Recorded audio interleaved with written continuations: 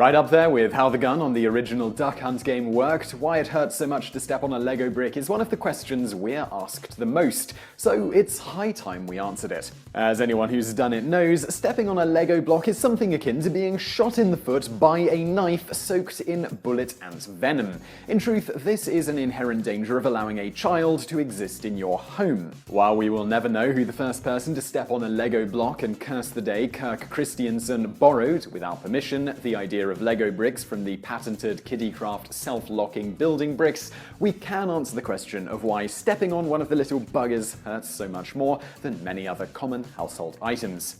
The answer partially lies in how insanely sensitive to pressure, pain, and practically everything our leg hands actually are. The soles of our feet are one of the most sensitive areas of the human body, right up there with things like the lips, genitals, eyes, and hands in terms of how sensitive to touch and pain stimuli they are. If you're wondering why our feet need to be this sensitive, it's because our feet are constantly working to keep us balanced, and the information from the nerves in them are vital for allowing the brain to adjust accordingly to keep a person from falling over. But why is this such a major complaint of Legos and not so many other items? Well, according to Lego, there are enough Lego bricks to give every person on Earth 83 bricks each. So you're bound to come into contact with one, and unlike sharp objects, people aren't as careful to keep them off the floor, and often that's where kids are playing with them. Just as important is that unlike some objects which tend to have some give to them when you step on them, a single standard brick of Lego can be subjected to approximately 4,240 newtons of force before it deforms. This means a single lowly Lego brick can support weights in excess of 432 kilograms, that's 953 pounds, before it reaches its breaking point and compresses. So when you step on a Lego brick on a relatively solid surface, there is nowhere for the force you've just exerted to go, but right back into your foot and into the huge cluster of nerves it contains. This is compounded by the fact that the bricks have little knobs, relatively sharp corners, and the soles of the feet are subjected to significant impact forces as you walk. To illustrate, a standard 2x2 Lego brick has a surface area of roughly 2.25 centimeters squared. For the sake of simplicity, we'll ignore the studs, which certainly aren't going to help matters for your foot anyway. Let's say that a person weighing 75 kilos, that's 165 pounds or 734 newtons, steps onto it.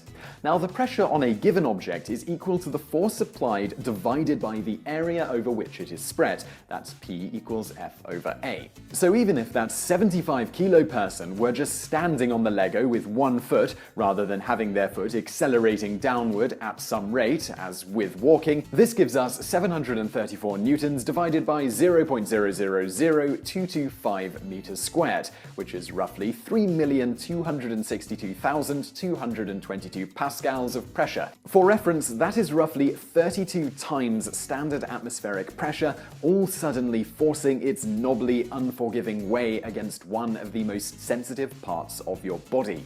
Of course, part of the rest of your foot will eventually come to support some of your weight on the floor, taking quite a bit of the pressure off once that happens. On the flip side, your foot will be stomping at some force downward, skewing things the other way significantly. As mentioned, even when just walking, the impact force can easily double your body weight, let alone if you're walking quickly. So this is just a very rough calculation that nonetheless demonstrates how stepping on a Lego brick can produce some relatively large forces on the area of the foot the Lego brick is contacting. So to sum up, the reason stepping on a Lego brick hurts so much is a combination of how sensitive the nerves in our feet are, how much force our feet hit the ground with as we walk, and the fact that Lego bricks are extremely rigid, somewhat jagged, and small, ensuring that the force is efficiently directed back into a tiny area of your foot. May God have mercy on your soul if you step on a Lego brick that is on a tiled rather than carpeted floor. Bonus fact. We've mentioned this before, but for those who missed it in the archives, in the late 1940s, a company called Kiddicraft began manufacturing Kiddicraft Self-Locking Building Bricks, which were patented by Hilary Harry Fisher Page. Kirk Kristiansen, the founder of Lego, came across these bricks in a demo he was shown of an injection molding machine.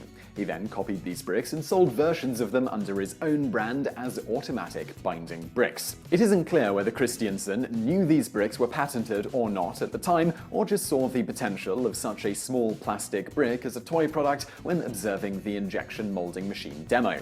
Lucky for him, Page died without ever finding out LEGO had copied and was selling a version of Kiddicraft's product illegally. Some 31 years later, LEGO acquired Kiddicraft when LEGO was preparing to, ironically enough, sue Tyco for illegally copying LEGO's bricks.